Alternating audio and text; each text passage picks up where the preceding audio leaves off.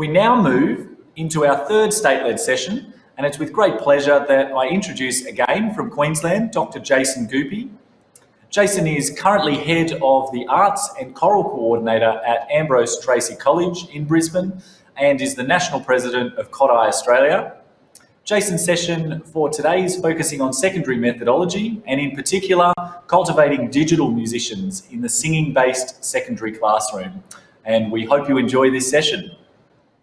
Hello everyone, my name is Jason Goopy and welcome to my session on cultivating digital musicians in the singing-based secondary classroom. I'm really excited to share some ideas with you on how you might augment your practice by further integrating music, technology, knowledge, skills and understanding into your programs. Let's begin by looking at music digitalisation in Australia. The Australian Recording Industry Association, or ARIA, have reported that Australian revenue from music sales now makes up over 80% of the Australian music market. They've gone as far to say the Australian recorded music industry is a digital-first business. Australia Council for the Arts has reported that 4 in 5 Australians engaged with the arts online in 2019. Recent research has found that digital musicianship is now a necessary component for a sustainable portfolio career in music, with further skill development needed by those in industry. In school music education, we aim to foster lifelong and meaningful music engagement, and therefore it can be clearly seen that digital musicianship is a necessary skill for our musicians of the future. COVID-19, of course, has forced teachers to rapidly upskill in digital and online technologies and has presented us with an opportunity to re-evaluate the place of music technologies in the school music curriculum. I propose to you that music technology pervades all aspects of music making and listening. This is listening, viewing, moving, performing, notating, creating and sharing music.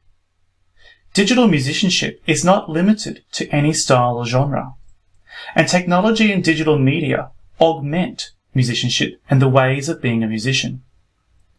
Huggle proposes further that a digital musician is one who has embraced the possibilities opened up by new technologies, in particular the potential of the computer for exploring, organising and processing sound, and the development of numerous other digital tools and devices which enable musical invention and discovery. Savage reminds us that we should aim for learning to begin in the classroom, but then continue and develop in the home and social environments. Kodály inspires us. It is not a technique that is the essence of art, but the soul. As soon as the soul can communicate freely, without obstacles, a complete musical effect is created. Technique sufficient for a free manifestation of the child's soul can be easily mastered under a good leader in any school. And so I'd like to propose to you that if Kodály was living in the 21st century, he would see digital musicianship as a necessary component of our school curriculum. Of course, it's important to acknowledge my own context and influences as I present to you today. My work is inspired by Kodály's life work, and Houlihan and Tacker report that sequencing is a fundamental characteristic of Kodály-inspired teaching. Klinger also says the first step in long-term strategic planning is to have an acceptable sequence of skill development. She also says that the Kodály approach encourages the teacher to continuously address what musical skills should the children possess. I'm also inspired by praxis music education and constructivism, the idea of gradually releasing responsibility as students work towards musical independence.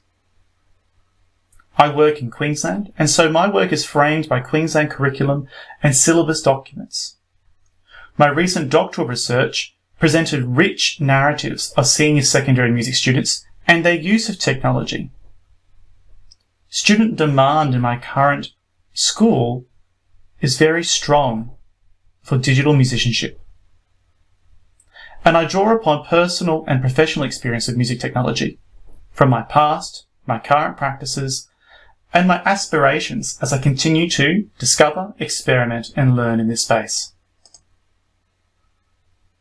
So as I mentioned before, when I think about music technology, skills, and understanding, I think about all the things that musicians do.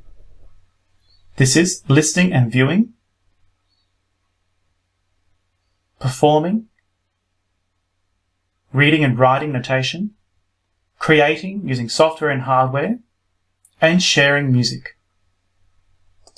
And so what I have come to draft is what I have called a digital musicianship secondary music concept strategy.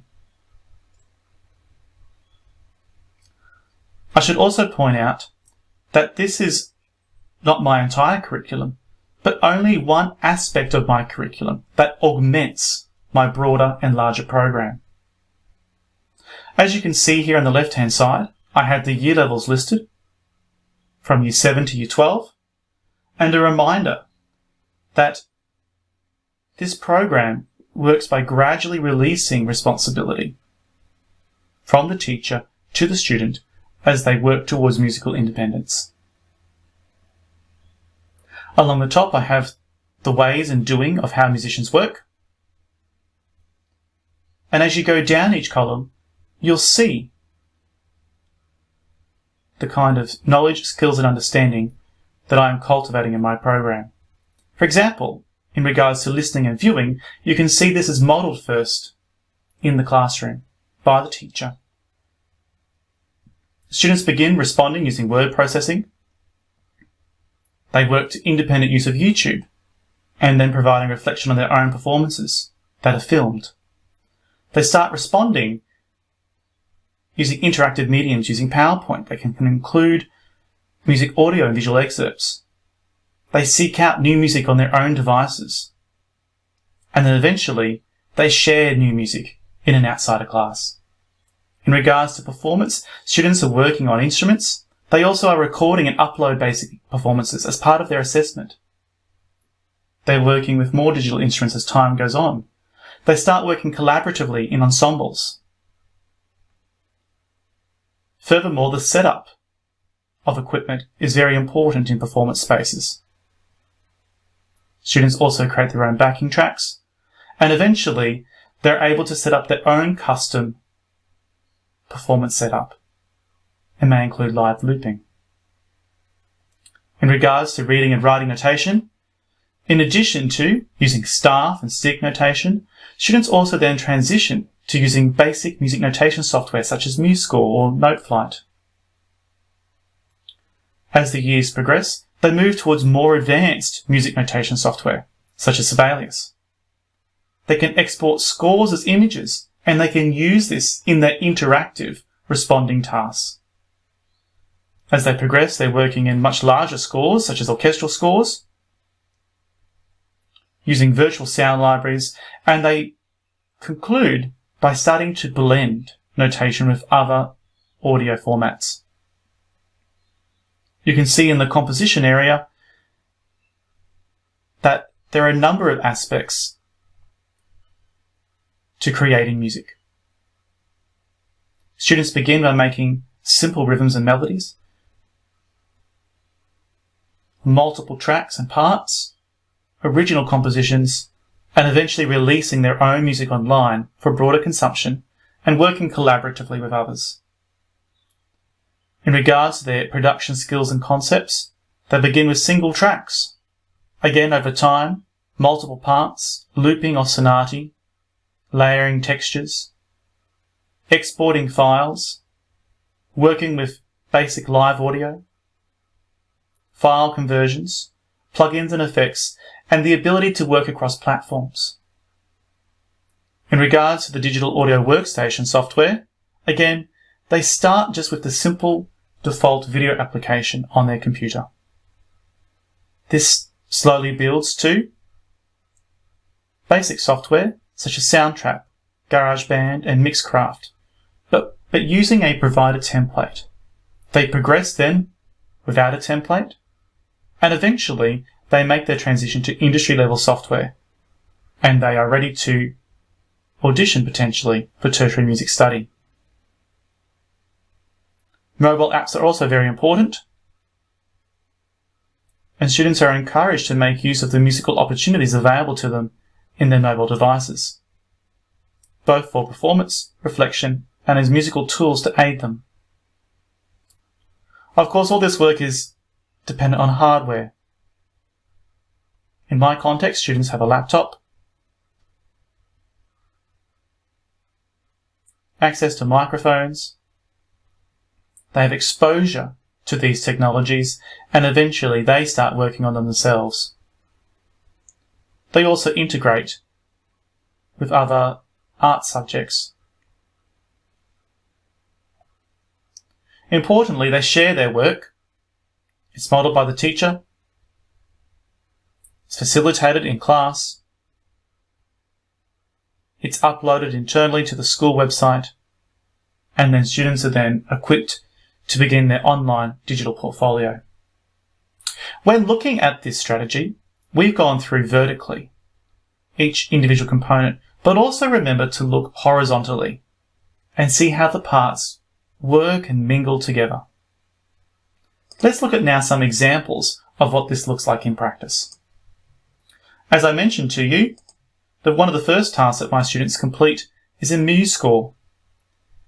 This is a song that many of you are probably familiar with, and once students have notated this song in stick and staff notation, they are then asked to fill in a template using MuseScore, placing Do Re Mi in the right position. Once they have correctly placed the notes, they are then to write the lyrics below the score as well. This kind of template makes music technology very accessible to students and sets them up for success. Over time, templates are gradually removed, and students can open their own documents in these programs.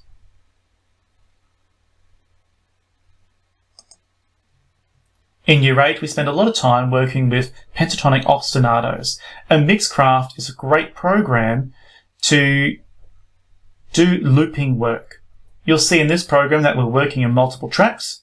We have audio files that I have recorded.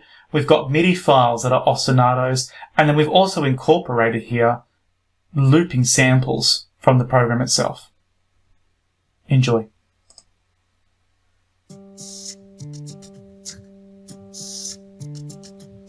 Captain, go sidetrack your train. Captain, go sidetrack your train. Number 3 in line, coming in on time. Captain, go sidetrack your train. La la la do re la. Re do mi do re do la. Mi mi re do la. Mi mi re do la. La la do re la. And my students really love working on this activity. Moving forward to Year 10, as another example, we do a lot of work in harmony and notating piano accompaniment. Here is an example of students who have notated a 4-chord accompaniment in Sibelius, which is now much more sophisticated notation software. You might like to sing along as you watch and listen.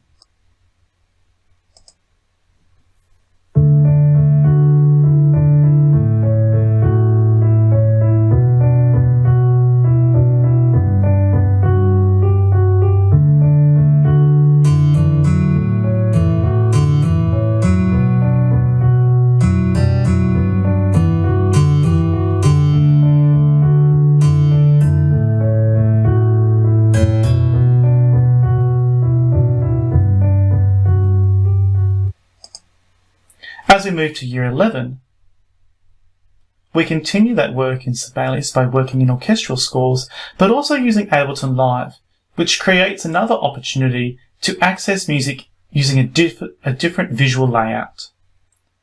This software also opens up gateways to other genres of music that aren't necessarily traditionally notated.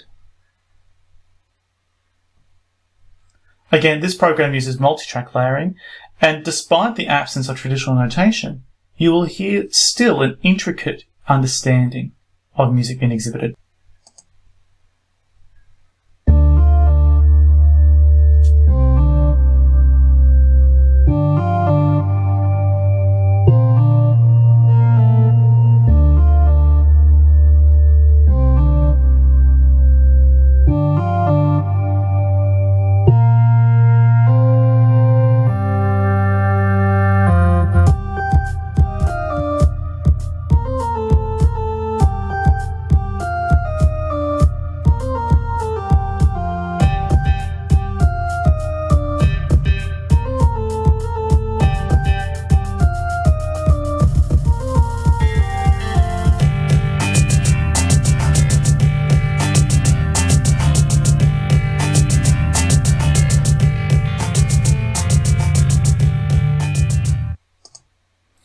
The last example I wish to leave you with today is a live looping outdoor performance. These are some Year 12 students of mine who, when public performances weren't available, they took it upon themselves to create their own.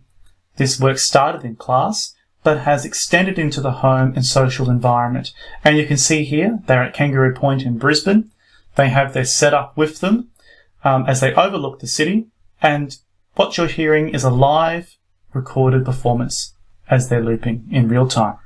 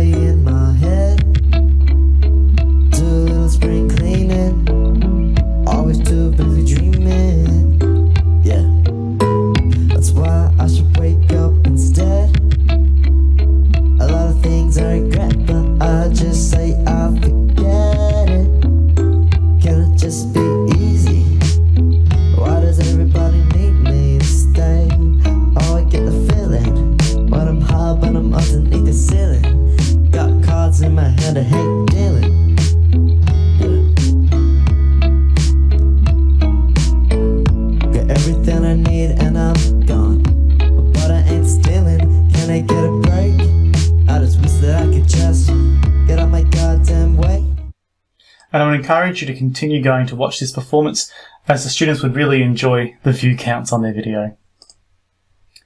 Here are some references if you wish to further follow up the literature that I mentioned at the beginning of my presentation. I'm really keen to continue these conversations and sharing of practice. Please feel free to contact me anytime on the email that's on screen, and thank you for listening to my presentation. Hello, Joel. Thank you very much, Jason, for preparing and sharing that session with us. Great to see the wonderful breadth of technology that you and your students are encompassing and really engaging with up there at your school, and we really appreciate the effort that you put into preparing that presentation. So thank you, Jason, and I'll throw to you now if you wanted to just any follow-up comments as we then maybe have a little look through the chat and see whether we've got any questions from some of our delegates. So Jason, over to you. Absolutely. Thank you, Joel, and hello, everybody. And thank you for watching my presentation. I'm really inspired to see the comments in the chat, and particularly not only from secondary teachers, but also the possible inspiration for primary teachers as well. Just to reinforce as well that this work is just one aspect in terms of a digital musicianship strategy. I'm also working in developing other strategies simultaneously, such as rhythmic, melodic, harmonic. And just to answer some of the questions in the chat, I'm a big firm believer in music for everyone. And as I mentioned earlier, the work that happens in the classroom, I really believe students should be able to continue when they're at home. And so all of the work that begins in my classroom, students can continue at home as part of their homework and also part of fun. I want them to actually be excited by the work that starts in the classroom. And I have many students who actually continue work in these programs on the holidays, creating their own music, sharing ideas. And for me, that's what it's all about, making sure that music is something that's quite meaningful to them. To answer some questions around software and hardware, this is certainly not something that has grown overnight, obviously. This is something that I've been working on for quite a long time and has always been in the back of my thinking. And it would probably actually start when I was at school myself. Sibelius, I think version 1 or 2 or something. And I've just kept those skills going myself and slowly added to them on time, over time. And this has been quite a personal journey. So in regards to the software, for instance, you would have seen MuseScore. MuseScore is actually a free software notation program that students can use on their laptops. There's also free apps available on Mac and other devices as well. But we use MuseScore because I'm fortunate to be in a context where every student does have a one-to-one laptop device. You would have also seen Mixcraft. We actually have bought a school license of Mixcraft. I think that was about around $1,500, but that's significant investment we've now used for the past 5 years. And so I like to think that that investment has paid off. School has, and students can actually download that software and license from anywhere in school or in fact home through the company portal. When you also saw Ableton Live, that's actually only a recent addition. I actually found that students were using Ableton Live at home. And I wanted to make sure that I was catering for all students at my school in the classroom. So I went to the effort of, again, getting a site license for Ableton Live, and that's now available to all students as well in the elective years. And part of this work has also grown out of the need for the work that students are doing at home. I wanted to make sure that when they came into school, they were able to learn at a much more sophisticated and deeper level. Another question that I can see there about how do we learn this? This is a really tricky question. For instance, interestingly enough, MuseScore, I had always used Sibelius, and we wanted to actually an easier version of software for students in Year 7. So I downloaded MuseScore myself, and I just started teaching myself how to use it. The great thing about this technological space is that there's YouTube videos online. Whenever I don't know something, I literally go to YouTube and just type in, how do you do this in MuseScore? In fact, preparing for this presentation, I wanted to know how to stretch the bar lines in MuseScore, and I just literally did that. I went to YouTube and typed that in. Some other questions that I might have a look at that are coming through the chat now. Interestingly, how do we prepare students in the digital realm in the primary classes? Again, a similar kind of approach, but we started with a much more appropriate context as well. Our students have only recently had laptops in the primary classes, and so this is something that we're still exploring and beginning very simply with them. But again, simple tasks that are very scaffolded and very achievable are what we do. We do a lot of work in the Kodály-inspired area around making complex things very simple. And that's exactly the same with digital technology. And so I do a lot of work in trying to make it simple for people. Yeah, some really good questions about, for instance, students that may not have access to laptops or site licenses, for instance. I've actually thought quite a bit about this because all my students don't have necessarily access to all this software themselves, which is why, again, I've had to ensure that the school environment is able to provide it. But in the absence of the school environment being able to provide these technologies, students also have a great wealth of opportunities available to them in their own devices that they have. And so I certainly make use of those as well, whether they be iPad. You can get many of these apps or some form of these apps, even if it's a cut down version, on their mobile devices. Great question from Donna. How does explicit teaching of the software occur? Well, exactly like we would explicitly teach how to play an instrument, for instance. And so the templates are a really great example of how students are slowly and carefully presented with access to these ideas and ways of working. So you saw in MuseScore, for instance, a template, and over time, that template wouldn't include notes. The notes would actually be removed, and students would be asked to enter in a blank document. And then again, the next time, perhaps, they're not even presented with a template at all. In fact, they're asked to open the document by themselves. And so each time they're approaching a task like this, they are then asked to do something slightly more complex, and it slowly builds. Same in Mixcraft. That activity that you saw in Mixcraft was actually formed from a template. And students were basically given everything, and the only thing they had to do was rearrange some loops and record over the top. The next time they do an activity in Mixcraft, they get less in the template. And again, slowly over time, it's more and more responsibility put onto the student. The other thing that Blake's mentioned, which is a really great suggestion, is time to explore and experiment. This is really interesting, that students actually just need this time experimenting. And so I don't think we should be afraid at times to give students a small amount of time in class to experiment and get them captured. I loved what Stephanie said before about capture and challenge. And that's definitely the case of my students in this technology. I capture them in class, and their challenge actually is to go home for homework and experiment. That's their homework, experiment.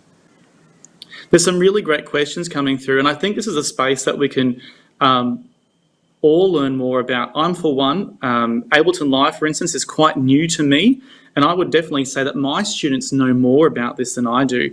And so that might be my concluding point, is that don't be afraid that you as the teacher need to know everything about digital technology. I can guarantee you that my students in Year 12, with the different programs that they're working on, they would know more about that program than I do. I'm an expert in Sibelius, for instance, but in Ableton Live, I've definitely got a couple of Year 12 students who could really teach me a thing or two. So don't be afraid about that happening at all, and actually embrace that. And that's the best thing, that when you as a teacher, when your students have actually outgrown you in terms of they are now the expert themselves, what a fantastic thing to have. So these are really interesting conversations, and I'm really happy to assist you any way I can if you want to tell me. But I think in the interest of time, Joel, we probably need to throw back to you.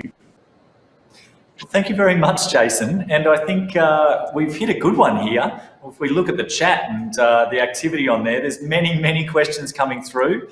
Lots of conversation starters and lots of great things to take away from your presentation, Jason. And I think you've really sort of kicked us into this technology to augment the wonderful teaching and learning that happens in our classrooms around this country, and with our colleagues who are joining us today in New Zealand and Singapore as well. So thank you again, Jason, for sharing with us today.